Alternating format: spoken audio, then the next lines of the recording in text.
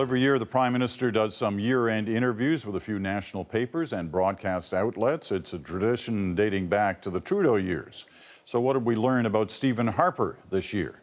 Andrew is in Toronto, Chantal's in Montreal, and we find Bruce today in Phoenix, Arizona. And on behalf of both Bruce and Chantal, we congratulate Andrew, appointed today the editor of editorials and comment at the National Post. So he's going to be a busy guy doing what he's always done at the National Post, but also taking on the job of looking after the editorial. So good for you, Andrew. Congratulations. All right, in general terms, you've had a chance to look at these various interviews and read the various transcripts. Did we learn anything new about Stephen Harper, or at least the way he's positioned himself going into an election year? Andrew.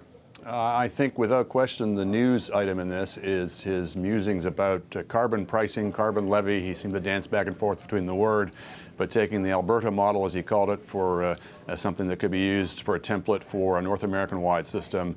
If he is indeed opening the door to a carbon tax, a carbon levy, a carbon price, it is, at least to some extent, one of the great flip-flops of all time, given the way they've demonized proposals from the other parties for things along those lines. It's not a full-blown, if it is the Alberta model, it's not the full-blown carbon tax that, for example, Stéphane Dion did, in the sense that it's limited to a few large emitters rather than spread across the population. But now that he's opened the door, who knows where this ends up? He sure had a lot of trouble expressing the word. He took a number of runs at it. Chantal? I agree with Andrew that was the news part, and to me it says that the Conservatives and Stephen Harper feel vulnerable on the issue. They haven't delivered pipelines. Justin Trudeau and Thomas Mulcair are going to come after the Conservatives for not having pushed for social acceptability, a social license for these projects. And there is a sense, even in the oil patch, that the federal government has in the end been missing in action to the detriment of the industry on climate change. But on a more general note, I looked at the body language and I thought, this is a guy who's psyched up to go in a campaign, but who also seems to get that the campaign is going to be very much about him. There were few or zero mentions of the opposition leaders. And I suspect Stephen Harper is going to use the next coming months to kind of reintroduce himself, at least to the voters who gave him a majority in 2011. Bruce? Well, first, Peter, I really do think it's always a better idea for the Prime Minister to do this kind of interview, to tell his story his way, rather than just have other people talk about who he is and what kind of person he is. That said, I think we did see a few things that were different this year as well. One is, apropos Chantal's point, he didn't seem very partisan at all. He didn't mention his opponents. He was at pains to describe his electoral positioning as, I think we have a good chance of winning again, rather than using rhetoric that talked about how this was the greatest government ever and proclaiming its virtues endlessly. And I think that kind of approach will work better with most voters who are at least open to the idea of voting Conservative. On the climate change issue, which I also think was a pretty newsworthy item, I read his kind of comments and his intonation as being more tepid, I suppose, almost acquiescent to the notion that if others in the country feel like we need to do this, then perhaps we should do it.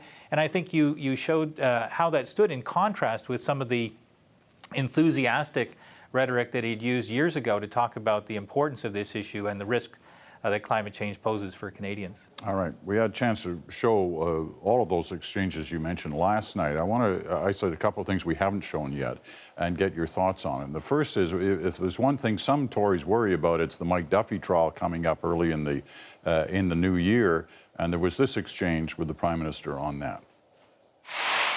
Mike Duffy goes on trial the next couple of months. If you're called as a witness, would you appear? There's no reason to believe, Peter, that will happen. I have no knowledge of Mr. Duffy's activities. I'm not party to the matters he's been charged with.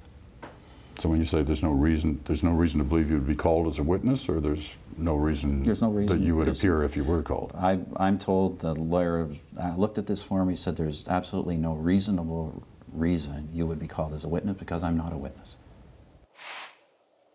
What do you make of that, Andrew? Well, he didn't answer your question about whether he would appear if he were called. That's the first thing. Secondly, obviously this whole issue and this whole trial is very dangerous to the government generally, in that it's going to revive a lot of the talk, a lot of the unanswered questions surrounding the whole Wright-Duffy affair. Whether it's specifically dangerous to the Prime Minister, I don't know. And if I had to bet, I would say it's unlikely that something will come out in the trial that will personally pin him on this. In a way, perhaps the Tories might like to frame it that way so that when he's eventually exonerated, they can say there's no story here at all. But of course, there is a large story here well beyond just what the Prime Minister knew and when he knew it. Bruce?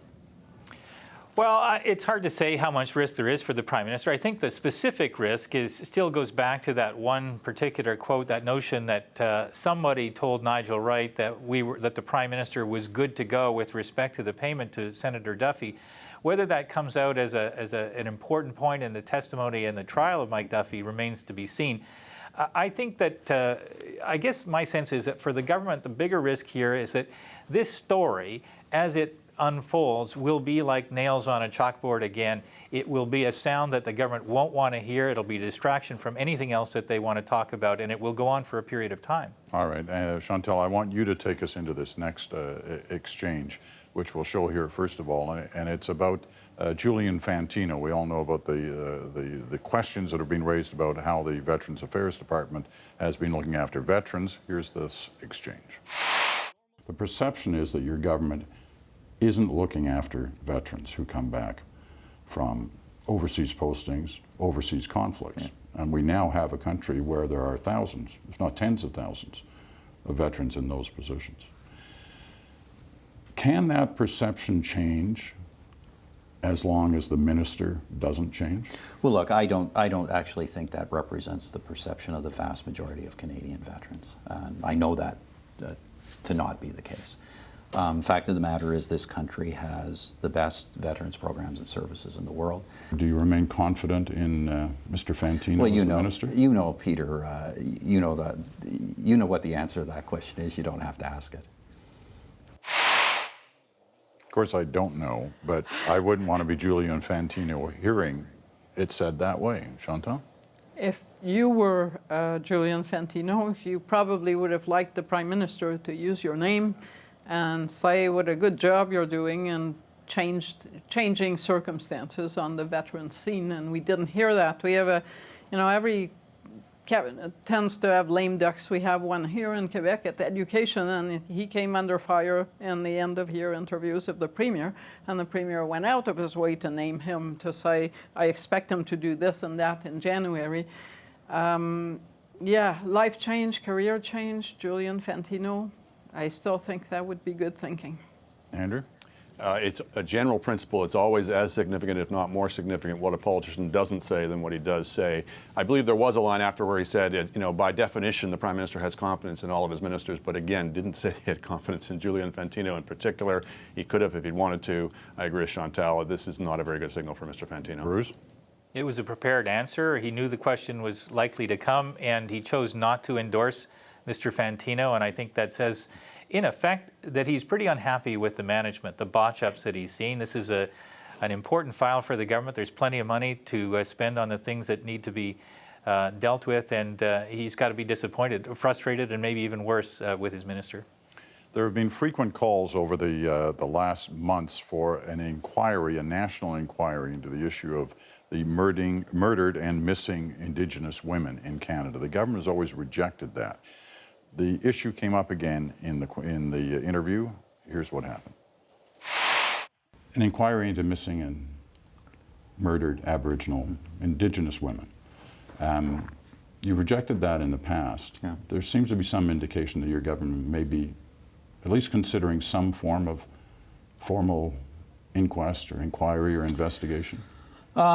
It isn't really high on our radar, to be honest, Peter. Our ministers will continue to dialogue with those who are concerned about this or studying it. We have an awful lot of studies and information on the phenomenon and an awful good indication of what the record is in terms of investigation and prevention of these sorts of things.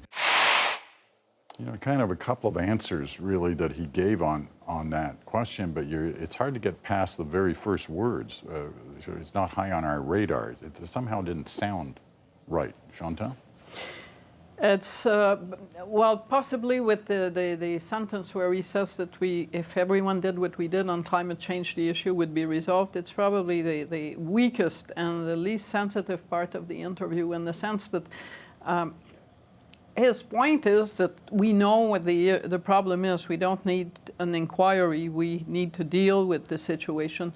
Gets totally hijacked by the first comment. It's not on our radar. It comes across as in violence and murdered and missing Aboriginal women are not very high on our radar. It's almost dismissive. I suspect that that was not the line that he would have used if he hadn't answered so quickly. Bruce? Well, I think this is as much a test of empathy as it is of facts. I mean, people can debate whether or not the evidence exists to warrant the kind of inquiry that some are advocating for, whether the studies have been done. But I think from the standpoint of what the Prime Minister might have wanted to achieve, it's very important that his government establish strong relationships going forward with Aboriginal communities. And this, for many people in those communities and people outside those communities, is an important question. I think a stronger measure of empathy in the way that he answered the question would have served him better. Andrew, you've written about this issue of whether or not there should be an inquiry or an inquest. What did you think of that answer? I'm not going to disagree a great deal with my colleagues. I agree with him on the substance of it, that I don't think there's a great deal to be learned from another inquiry. I think it's become a kind of a loyalty oath that you swear allegiance to this idea of an inquiry to show that you care. However, if you're going to take that position, and if you're in politics, you better show that you care in other ways. And I think the choice of words there was greatly unfortunate. Okay, we're going to take a quick break here, but we want to come back to one other element of the Prime Minister's interview. And it deals really with what he sees as how he's changed the country during his time in office. We'll come back with that.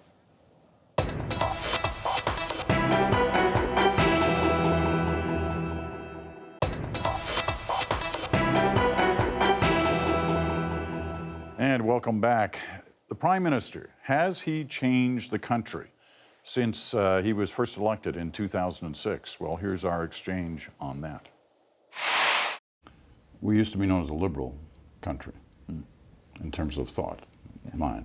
Are we a conservative country now? Well, look, we're a democratic country, Peter, which means we have liberals and conservatives. We have people on the right and people on the left, and people of different shades and different opinions. Well, wasn't that your hope when you talked about changing the country? Well, look, I think the country, I think we've obviously moved the legislative policy agenda of the country, and I think the country's largely moved with us.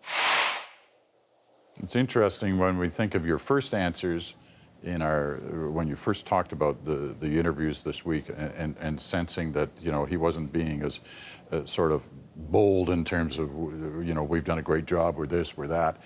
Here he once again is not taking that approach. A year ago he might have taken that approach in answering that question, but here he's not. What do you make of it, Andrew? I think he was properly modest about it, because they have not really moved the country to any great degree in a conservative direction. They haven't even moved in a largely conservative direction. They're at 30% in the polls, a little better than they were a month or two ago, but still very weak for a government governing in relatively good economic times. Most of the wind in the sails, it seems to me, in policy terms these days, is with the left. It's with the left you're seeing proposals for a new pension plan, for a new pharmacare plan, for a new daycare plan. Conservatives are usually, it seems to me, playing defense on that. Their own policies have not been particularly conservative, particularly on economic issues. I think they have more accommodated themselves to the country than the other way around, and they have not presented an appealing face broadly. It's one thing to not do a lot of policy changes, but at least get people comfortable with the idea of a conservative government. They haven't done that either, because they've been so alienating to so many people. Chantal? Voters in this country have just painted the provinces red at every opportunity over the past few years. So to say that you moved the country when you're looking at a provincial map, Ontario, Quebec, Atlantic Canada, it would be difficult. Moreover, the people who will make a difference between a victory, a defeat, a minority, a majority for Stephen Harper next year tend to be people who once in their lives voted for Jean Chrétien or Paul Martin. It's a small group of people who are blue liberals or red Tories They didn't vote for Stephen Harper last time because they wanted to make Canada a conservative country. They voted for him because they thought he was the best choice on offer, and they didn't really want the NDP to have a shot at power, so they ran away from the Liberals. So whether he accomplished or not his goals, it would be bad politics to brag about it. You get the last word, Bruce. Well, these were not the comments of a firebrand, I don't think, Peter. These were the comments of somebody who's seen what it's like to be in office and to try to advance an agenda in a direction that you want, and to recognize that this democracy is a pretty vigilant one. And I agree with Chantal that the notion that the country has become significantly more conservative, I don't see any evidence of it. I do think that there has been a kind of a 20-year drift in the direction of more conservative economic underpinnings, but that's been gradual, and it's happened under different administrations, not just a conservative administration. So I saw more kind of humility in a sense of I live in this office at the pleasure of the people, and if I push too far in my own personal direction or one that pleases me personally, they're going to throw me out. All right, we're going to leave it at that for this week and for this year. Good to talk to you all. Enjoy the holidays. And thanks to you as well. Over the next few weeks, At Issue will be back with our annual Viewers' Questions edition. Lots of good questions this year. And we'll ask Rex to join us on that one as well.